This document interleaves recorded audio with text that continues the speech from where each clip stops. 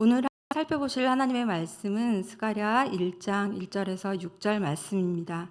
구약성경 스가랴 1장 1절에서 6절 말씀, 제가 가진 성경으로는 구약성경 1313쪽에 있습니다.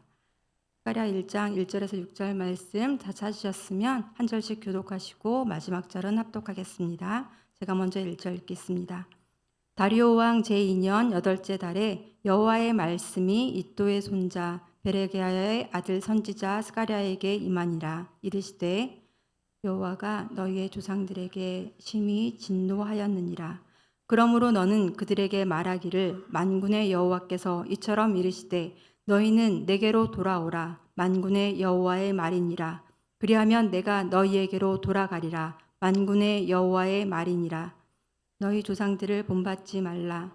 옛적 선지자들이 그들에게 외쳐 이르되 만군의 여호와께서 이같이 말씀하시기를 너희가 악한 길 악한 행위를 떠나서 돌아오라 하셨으나 그들이 듣지 아니하고 내게 귀를 기울이지 아니하였느니라. 여호와의 말이니라. 너희 조상들이 어디 있느냐? 또 선지자들이 영원히 살겠느냐? 내가 나의 종 선지자들에게 명령한 내 말과 내 법도들이 어찌 너희 조상들에게 임하지 아니하였느냐? 그러므로 그들이 돌이켜 이르기를 만군의 여호와께서 우리 길대로 우리 행위대로 우리에게 행하시려고 뜻하신 것을 우리에게 행하셨도다 하였느니라. 7월 그리고 8월 어제까지는 요한계시록을 살펴보면서 박해와 시험 가운데 있는 교회들에게 주시는 위로이자 또 동시에 어떻게 종말의 때를 살아야 하는지에 대한 권고의 말씀을 들으면서 우리가 은혜를 받았는데요. 오늘부터는 구약으로 돌아가 스가랴서를 함께 살펴봅니다. 스가랴서 또한 오늘 우리의 필요를 아시는 주님께서 주시는 말씀으로 듣고 묵상을 통해 큰 은혜 나누시길 바랍니다. 스가랴서는 흔히 소선지서로 분류되는 12개의 예언서 중에서 끝에서 두 번째 권에 해당하는 책입니다. 그러나 호세아서로 시작해서 말라기로 끝나는 이 12권의 선지서는 원래 하나의 두루마리에 기록되었고요. 결국 통일된 한 권의 책으로 읽히도록 배열이 되어 있습니다. 그래서 스가랴서를 비롯한 소선지서의 말씀들은 비슷한 어조로 같은 주제를 반복하고 있는 것처럼 보입니다. 하지만 각 책에 기록된 배경과 구체적인 배경과 상황과 또 방식은 조금씩 다릅니다. 가령 스가랴 바로 앞에 있는 책이 학개인데요. 학개와 스가랴서는 이스라엘이 바벨론 포로 생활을 끝내고 예루살렘으로 돌아와서 무너진 솔로몬 성전 대신 두 번째 성전을 재건하던 거의 동시기에 기록된 책인데요. 그 목적이 조금 차이가 납니다. 특히 스가랴서는 소예언서 중에서 가장 긴 책입니다. 그리고 신약에서 가장 많이 인용된 책이기도 한데요. 또 요한계시록처럼 환상과 또 상징이 많이 나와서 이해하기 힘든 책 가운데 하나로 알려져 있기도 합니다. 기대되시죠? 기대를 가지고 스가랴 오늘 본문을 살펴보겠습니다. 1장 1절 함께 읽겠습니다. 다리오 왕 제2년 8째 달에 여호와의 말씀이 이도의 손자 베레기야의 아들 선지자 스가랴에게 임하니라. 이르시되 다리오 왕 제2년이라고 했는데요. 다리오 왕 어느 나라 왕이죠? 어제부터 다시 우리 시작한 그리스도 중심 성경 읽기로 다니엘서를 읽고 있는데요. 오늘 읽을 분량 중 다니엘 5장에서 다니엘을 사자굴에 집어넣었던 왕도 다리오입니다.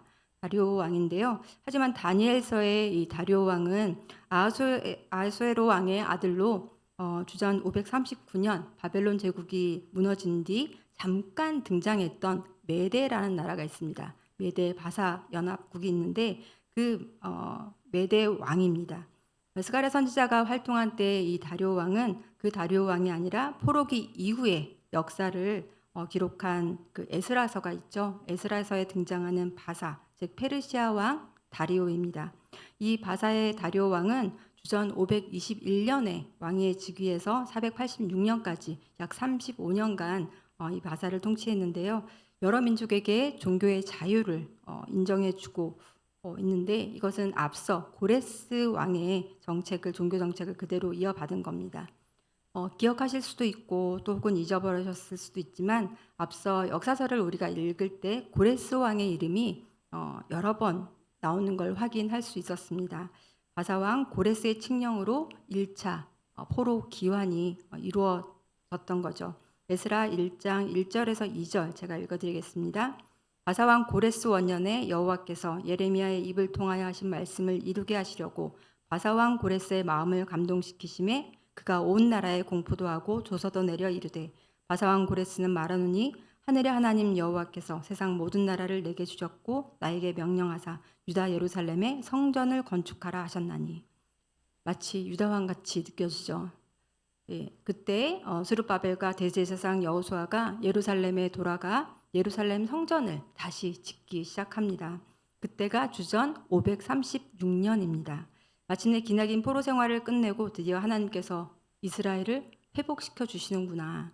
그들은 감사와 기쁨으로 충만했고 온 힘을 다해 사력을 다해서 성전을 다시 건축합니다. 마침내 성전의 기초를 놓고 그들은 하나님을 크게 찬양하는데요. 에스라 3장 11절에서 12절 제가 읽어드리겠습니다. 찬양으로 화답하며 여호와께 감사하여 이르되 주는 지극히 선하심으로 그의 인자하심이 이스라엘에게 영원하시도다 하니 모든 백성이 여호와의 성전 기초가 놓임을 보고 여호와를 찬송하며 큰 소리로 즐거이 부르며 제사장들과 레위 사람들과 나이 많은 족장들은 첫 성전을 보았으므로 이제 이 성전의 기초가 놓임을 보고 대성통곡하였으나 여러 사람은 기쁨으로 크게 함성을 지르니. 비록 나라가 가장 부강할 때 솔로몬이 지은 그 화려한 성전에 비할 바는 아니지만 그래도 시작이 반이라고 이제 성전의 기초가 놓였고 또 물 들어올 때 노젓는다고요. 이런 분위기면 이런 기세면 금방 이제 성전을 지을 것 같습니다.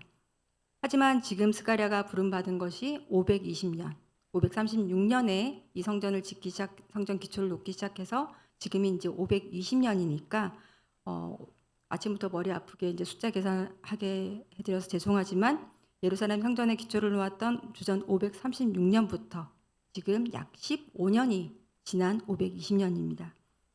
솔로몬이 성전을 하기까지 7년이 걸렸는데요. 7년 만에 완공한 성전보다 규모가 작고 초라해서 그 기초를 놓고 그 앞에서 울 수밖에 없었던 그 두 번째 성전. 그 성전을 짓기 시작한 지 15년이 지나도 아직 완성되지 않았다는 겁니다. 그동안 무슨 일이 있었던 걸까요? 에스라 4장 4절에서 5절 제가 읽어드리겠습니다. 이로부터 그 땅 백성이 유다 백성의 손을 약하게 하여 그 건축을 방해하되 바사왕 고레스의 시대부터 바사왕 다리오가 즉위할 때까지 관리들에게 뇌물을 주어 그 계획을 막았으며 이어서 에스라 4장 21절에서 24절인데 색칠된 부분만 확인하면요.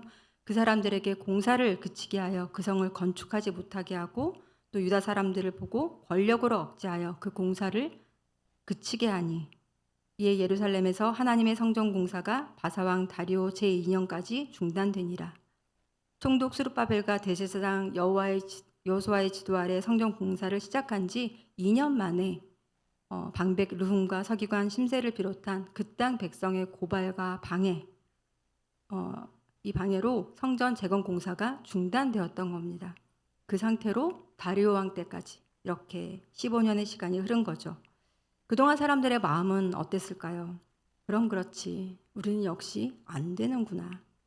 하나님께서 우리를 버리신 게 맞구나. 잔뜩 부풀었던 성전 건축의 기대보다 더 큰 패배감과 또 좌절감의 흙더미가 아주 두껍게 쌓였을 것 같습니다. 이런 상황에서 성전 건축을 계속하도록 힘을 북돋우기 위해서 하나님께서 부르신 선지자들이 바로 학개와 스가랴였습니다. 스가랴보다 2달 먼저 학개 선지자가 이제 부르심을 받아서 말씀을 선포하는데 그때 백성들은 성전을 지을 힘이 없어 보입니다. 학개 1장 2절 제가 읽어드리겠습니다. 만군의 여호와가 이같이 말하여 이르노라. 이 백성이 말하기를 여호와의 전을 건축할 시기가 이르지 아니하였다 하느니라. 네, 핑계를 대는 거죠. 우리는 처음에는 뭣도 모르고 할 수 있습니다. 우리가 첫 아기는 아픈지 모르고 어떤 건지 모르고 낳지만 혹여 그 첫 아이를 낳을 때 굉장히 난산을 했다 그러면 두 번째는 겁이 나죠. 한번 실패를 경험한 후에 다시 시작하기란 더욱 조심스럽고 힘듭니다. 그러나 학개 선지자가 선포한 말씀을 듣고 그들은 멈추었던 제2성전 재건을 다시 시작합니다. 그럼에도 그들 마음까지 다시 세우지는 못했던 것 같습니다. 학계 2장 3절에 학계를 통해서 하나님께서 다시 말씀하십니다. 같이 읽겠습니다. 너희 가운데 남아있는 자 중에서 이 성전의 이전 영광을 본 자가 누구냐? 이제 이것이 너희에게 어떻게 보이느냐? 이것이 너희 눈에 보잘것없지 아니하냐? 이전에 보았던 영광스러운 솔로몬 성전에 비해 지금 건축하고 있는 이 성전이 너무 초라해 보이는 거죠. 이거 해볼만 하네, 의미 있겠다 싶을 때 의욕이 생기지 해봤자 별거 없을 것 같고 내 노력과 시간이 아깝다 싶으면 선뜻 내키지 않습니다. 잘 될 만한 건 덤벼들어서 해도 비전이 안 보이면 안 할 핑계를 찾게 되는 거죠. 맞습니다. 그래서 시작하는 사람은 많지만 끝까지 완주하는 사람은 많지 않습니다. 시작도 힘들지만 지속하고 완성하는 건 또 다른 일이고 더 힘든 일인 것 같습니다. 이렇게 성전 재건이 시작은 되었지만 초반의 열정이 점차 시들해지고 끝까지 지속할 힘이 없을 때 하나님께서 스가랴 선지자를 또 부르신 겁니다. 스가랴 1장 3절 같이 읽겠습니다. 그러므로 너는 그들에게 말하기를 만군의 여호와께서 이처럼 이르시되 너희는 내게로 돌아오라. 만군의 여호와의 말이니라. 그리하면 내가 너희에게로 돌아가리라. 만군의 여호와의 말이니라. 예, 만군의 여호와 앞에 그리고 뒤에 중간에 그리고 그 사이사이에 돌아오라라는 하나님의 말씀이 있습니다. 만군의 여호와는 직역하면 군대들의 여호와라는 뜻인데요. 당시 포로 귀환 공동체의 어떤 미약함과 대조되는 말입니다. 그래서 그렇게 여호와의 권능을 강조하는 말인데 권능을 가진 주님의 엄위한 명령 같기도 하지만 또 어찌 들으면 간곡히 애원하시는 말씀 같기도 합니다. 그리고 좀 이상한 게 있는데요. 지금 이 말씀은 바벨론 포로에서 예루살렘으로 돌아온 이스라엘 백성들에게 하는 말씀입니다. 돌아오라라는 명령을 한다는 건 원래 있던 자리에서 그들이 벗어나 있다는 거잖아요. 원래 그들이 있어야 할 자리가 지금 예루살렘이 있는데 예루살렘이 아니면 어디일까요? 하나님을 만나기 위해 도대체 어디로 가라는 걸까요? 이 말씀을 둘러싼 앞뒤 문맥을 좀 보아야 할 것 같은데요. 2절, 4절 색칠된 부분만 확인하겠습니다. 그 3절의 앞에는 여호와가 너희의 조상들에게 심히 진노하였느니라 말씀하시고 3절 돌아오라는 말씀을 하시고 4절에서는 너희 조상들을 본받지 말라. 그들의 악한 행위를 떠나서 돌아오라 말씀하십니다. 그들의 조상은 듣지 아니하고 내게 귀를 기울이지 아니하였느니라 라고 말씀하십니다. 하나님께서는 너희는 제발 너희 조상들을 닮지 마라, 본받지 마라 라고 당부하십니다. 왜요? 조상들은 어떻게 했을까요? 원래 성전은 하나님이 거하시는 곳, 그래서 하나님을 만날 수 있는 곳이었죠. 그들이 원래 있어야 할 곳이었습니다. 지리적인 예루살렘이나 건물로서의 성전이 아니라 하나님이 계신 곳, 그곳 하나님 앞이었습니다.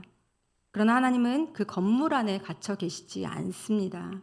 건물이 있어도 하나님이 임재하시지 않으면 그 건물은 그저 평범한 건물일 뿐 성전이 아니죠. 하지만 그들은 하나님을 만나지 못하면서 하나님이 계시지 않는 그곳에서 열심히 그러나 헛되이 제사를 드렸습니다. 알맹이는 없는 껍데기만 붙들고 있었던 거죠. 역사적으로 보아도 성전 건물이 무너져서 그들의 신앙이 무너지고 포로로 끌려간 게 아니었습니다. 하나님의 말씀을 진짜 억수로 듣지 않고 하나님을 멀리하고 그 결과로 하나님의 성전이 무너졌던 거죠. 그렇다면 두 번째 세우는 성전은 어떻게 해야겠습니까? 이방 땅에서 지리적 귀환이 이루어진다고 해서 자동적으로 하나님과의 올바른 관계가 보장되지는 않는다는 것을 그들은 깨달아야 했습니다. 하나님께서는 성전을 다시 짓는 이 다음 세대에게 성전의 본질을 확인시키시고 먼저 내게로 하나님께로 오라, 돌아오라 간곡히 애원하듯 요청하십니다.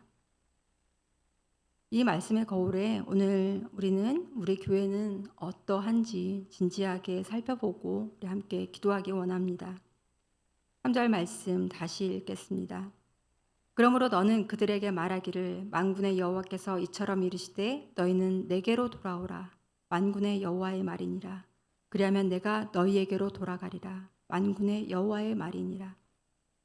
교회당에 나와서 예배를 드리고 사역을 하면서도 때때로 우리는 정작 하나님께 마음을 두지 않고 엉뚱한 곳에서 향방을 잃고 헤매고 있을 때가 참 많습니다.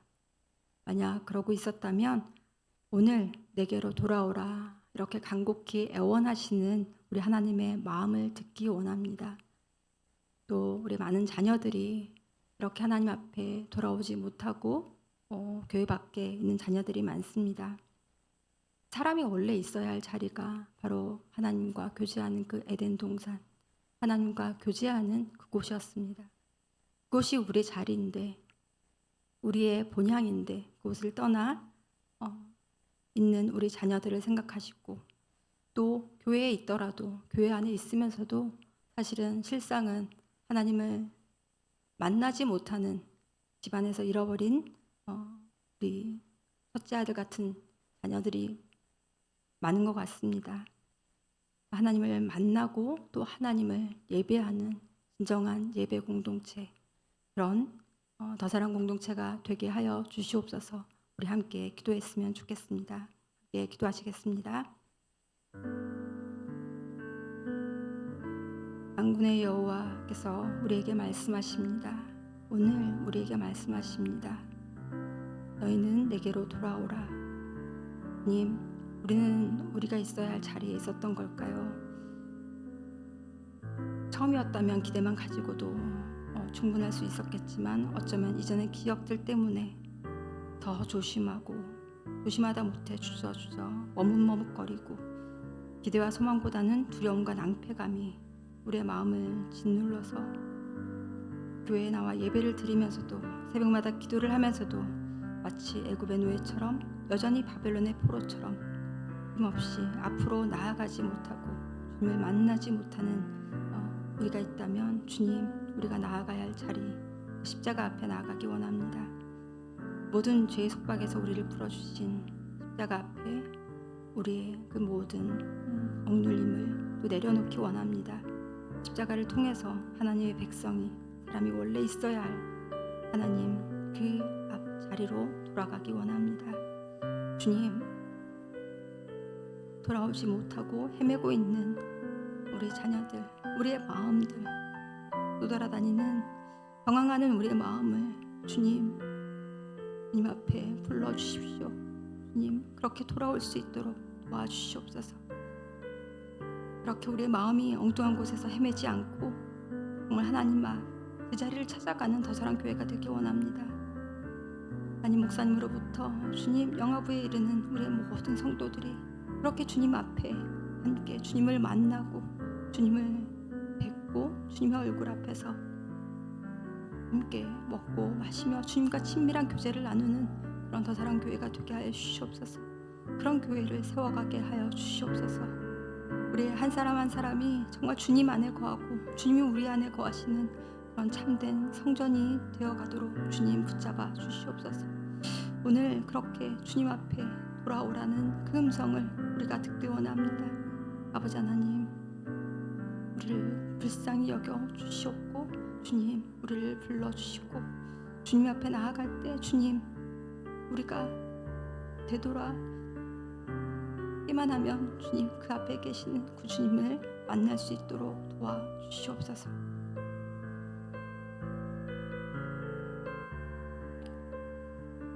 계속해서 우리 교회와 또 나라와 또 민족을 위해서 함께 기도하기 원합니다. 우리 연초부터 계속해서 외쳐온 말 힘써 여호와를 알아가는 한 해 되기를 소망합니다. 우리를 기다리시는 하나님 품에 안겨 인격적인 교제를 이 말씀을 통해서 경험하게 하옵소서. 말씀이 그저 한쪽 귀에서 한쪽 귀로 흘러가는 그런 소리가 아니라 정말 그 말씀을 통해서 주님을 만나는 시간 될 수 있도록 주님 임재하여 주옵소서. 그 주님 앞에 나아가게 하여 주옵소서. 기도했으면 좋겠습니다. 또 교회 안에 있는 다음 세대뿐만 아니라 교회 밖에 있는 우리 자녀들을 위해서도 기도하기 원합니다. 주님, 우리가 원래 있어야 할 그 하나님 앞에 우리 제 자리에 우리를 다시 돌아오게 하여 주옵소서. 그리하여 하나님의 그 가장 안전한 품, 그 묘한 하나님 품 안에서 우리 자녀들이 정말 건강하게 자라게 하옵소서. 마지막으로 또 폭염과 또 폭우로 어제도 주말간에도 또 큰 호우로 피해를 입은 지역들이 많았는데요. 폭염과 폭우로 큰 피해가 없도록 우리를 지켜주시고 우리 이웃을 지켜주시고 또한 휴가철 또 오고 가는 운주한 길, 그 모든 길도 주님께서 안전하게 지켜주시옵소서. 또 이 폭염 가운데 또 연약한 지체들을 위해서도 기도하기 원합니다. 그렇게 우리 공동체를, 우리 이웃과 또 우리 민족을 주님께서 불쌍히 여기시고 주님, 이 여름, 이 정말 지긋지긋한 이 더위와 폭우와 이 속에서 주님 우리를 지켜주시옵소서. 함께 기도하시고 가지고 나온 개인 기도 제목 가지고 주님 앞에 아뢰고 자유롭게 돌아가시면 되겠습니다. 함께 기도하시겠습니다.